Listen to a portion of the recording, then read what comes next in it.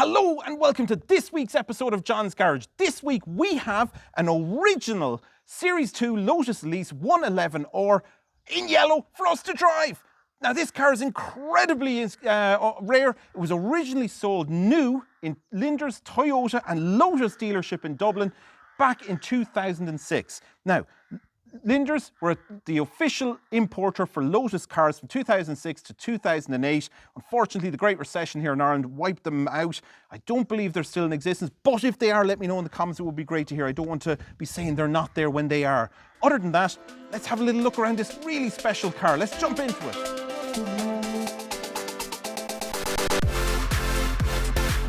Okay, before we get into this particular car, let's take a little history lesson of the Lotus Elise, the most successful Lotus ever built.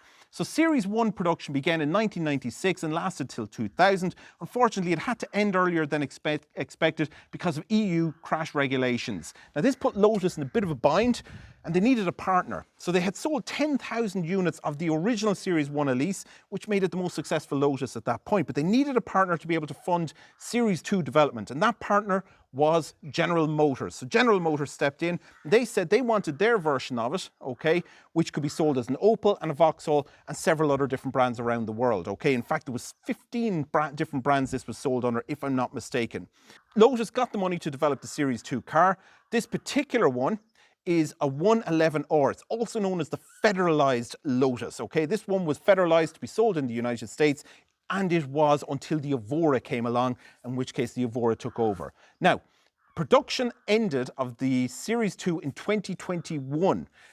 In total, 31,000 of the Series 2 cars were produced. They were a massive success for Lotus. Unfortunately, such has been the way the world is moving, Lotus is now, or fortunately, depending on how you look at it, moving towards electric cars. They're Chinese-owned now, and they've put in a huge amount of money into developing electric sports cars, and that's going to be the future of Lotus. But for today, we're back in its heyday. There is no aids, there is nothing. But I do want you to bear in mind one thing. In a sports car, what do you really need? And that was the question Lotus had in mind when they designed this car. What do you really need to have a sports car and to enjoy it? So when I say that it doesn't have any traction control, it doesn't have power assisted steering, it doesn't have servo brakes, it doesn't have ABS, and so on and so forth, please bear that in mind. What do you really need in a sports car? Well, here you have it, folks. Everything you really need is here, and it's in a beautiful yellow color. So let's jump in, let's have a look at the inside, let's have a look at the engine, let's have a look at the rear end, and let's get on with it. Okay, so you're very welcome to the business end of the Lotus Elise 111R. And I have my little notes here to make sure I get all the performance figures correct. Anyway, let's start off with one of them. 0 to 60 miles per hour, 4.9 seconds. So it's quite a fast car. 6-speed manual gearbox, and of course this is the Toyota VVT-Li engine, okay. It is in Lotus tune, so it's not the standard engine that would have come from Toyota. The engine itself is the same. The Yamaha cams on top are the same. However, Lotus have put their own tune to it, and it does perform that little bit extra. Overall weight of this particular car, 860 kgs. 16 different cars were produced worldwide that used the exact same car and platform, one of them being Tesla's first car, which eventually they fired into space. Pity they wouldn't do the same with Elon, but anyway. Noted for its agility, body control, incredible chassis, and of course that one single tub aluminium chassis, which is great for track use, but a pain to repair. Good chassis, single tub, and of course this particular engine redlines at 8,000 RPM, so you can have a lot of naturally aspirated fun. And that rev range goes all the way up, or takes the car all the way up to a top speed of about 150 miles per hour. Of course, we won't be doing that today or on the road, but if you're on a track where this car really belongs, that is possible to achieve. Now, let's have a little look at the rear end. And we'll okay, so you're very welcome to the rear end of the Lotus Elise. Now, you might ask me, how long has the owner had this? So a lot of these cars pass through hands very quickly. They rack up a lot of owners. Well, the current owner of this car has owned it since 2012.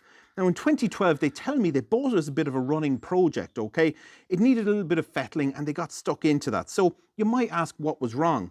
Well, there was a couple of electrical issues inside. So central locking didn't work, fog lights didn't work, that kind of thing. It turned out in each module that controls those, there was one relay which had broken, which they replaced. They've had to do it a few times, but other than that, no issues. The interior fan was just running on number 4, so they had to replace 1 or 2 little parts with that. But again, all doable here at home in their garage.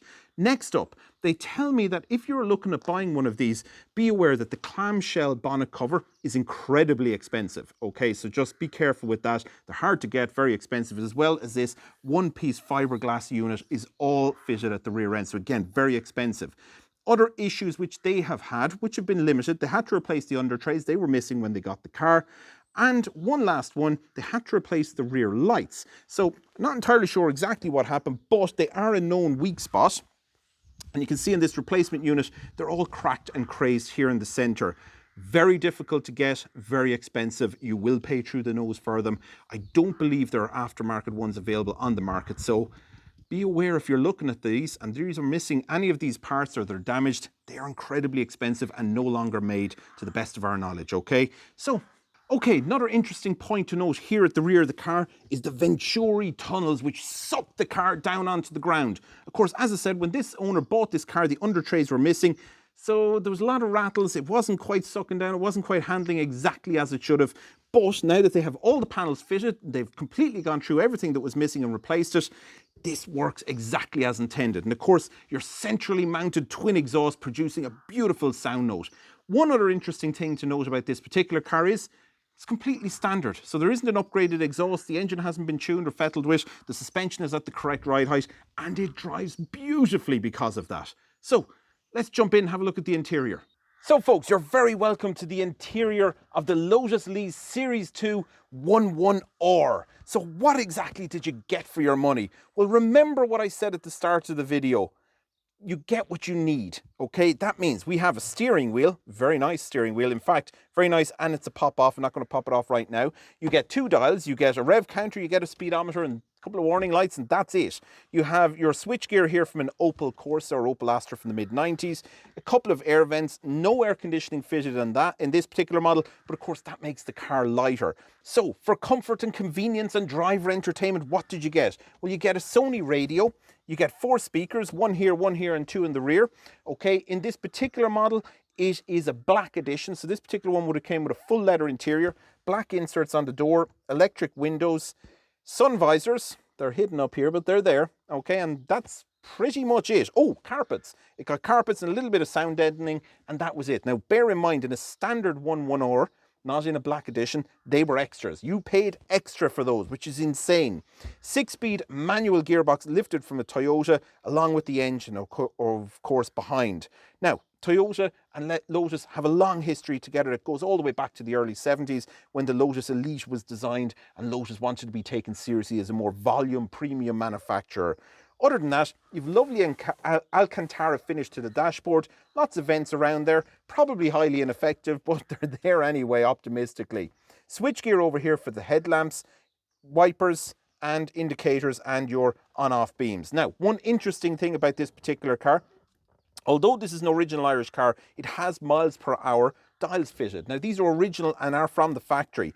However, the reason these are interesting isn't that. It's that the temperature gauge displays the temperature in Fahrenheit.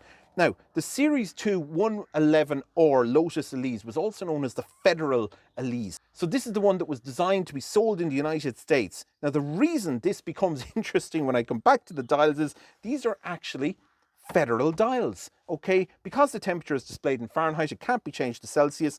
That's it. That's what Lotus had that day in the factory. They put it in here and sold it in Ireland. So a little bit of an interesting thing there.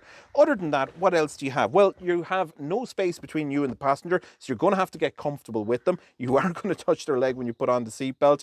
You have lovely dials here. Again, individual to this model, but behind it, all the electrics are General Motors electrics. Massive sill, which you have to climb over. You'll also notice I have no roof on the car today. The reason I have no roof on is I don't fit if the roof is in place. I'm fine when I'm in the car. The problem comes when I have to get in and out of the car. I can't fit, okay? So the roof has to come off for me to get in and out.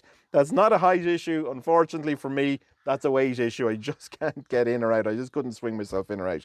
Other than that, beautiful car, lovely aluminium. This is the actual chassis of the car which you're seeing here, folks. This is plastic, but other than that, This down here is the chassis of the car, along with the massive sills. And of course, this adds to the safety cell of the car, and it's part of the tub. It is the chassis. This is all chassis membranes and part of the tub. Anyway, let's take this for a drive, okay, folks?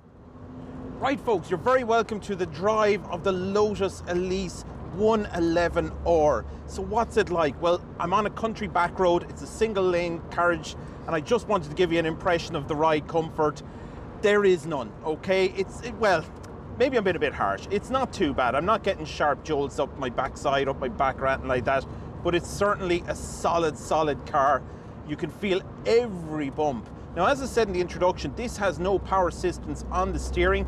However, you don't need it. The front end of this car is so light, it's so perky, it's so eager to go, that it's actually a pleasure to drive it without power assistance, okay? 6-speed manual, and currently in 5th gear there, cruising along about 40 miles per hour and 2,000 RPM. So the car can be quiet, okay? It doesn't necessarily have to be always on full, okay? Now, of course, you and I know that this car is really at home on a track where you can make full use of the chassis.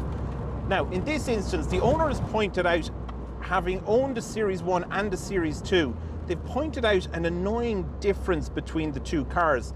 And it's this front windscreen, okay? So the A-pillar comes up, runs across.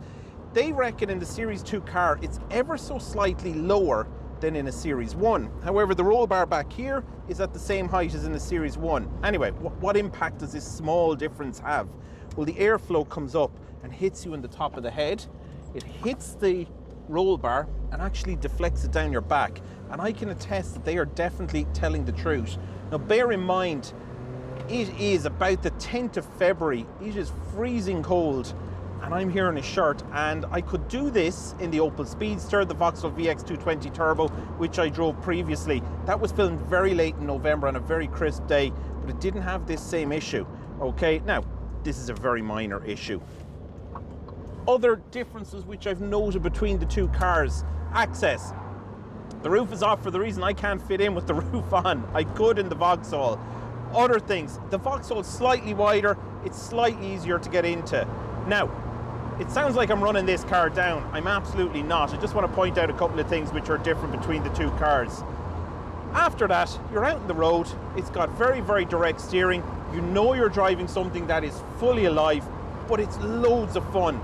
Now, the owner tells me they bought it as a project. There was a couple of small issues on the car. They got them done, they had them rectified. Took a bit of patience, especially around the electrical issues, but they have them solved, and they have their know-hows and their way around things right now. They've had no other issues with the car. So much so that they've actually owned it for over 10 years, about 11 years actually in total, they tell me. And it's been a joy. It's been all over the UK, it's been all over Ireland. I can't remember whether they took this one to France or not, but it doesn't matter. Now, is it a comfortable cruiser? No, they'll tell you straight up it's not a comfortable cruiser, but it is bags of fun, it is huge enjoyment, and I'm really glad they let me come along to drive it today. Other than that, folks, I'm really happy the owners contacted me. If you want to contact me and you want to have your car on John's Garage, let me know. If you're a dealership with interesting cars and you'd like to be featured in John's Garage, contact me as well. I'd love to come down, pay you a visit, and see what we can do for you, okay? Other than that, make sure you've subscribed, make sure you've liked the channel, and make sure to tell your friends. I want this to grow by word of mouth if preferable. Anyway, adios folks, bye bye.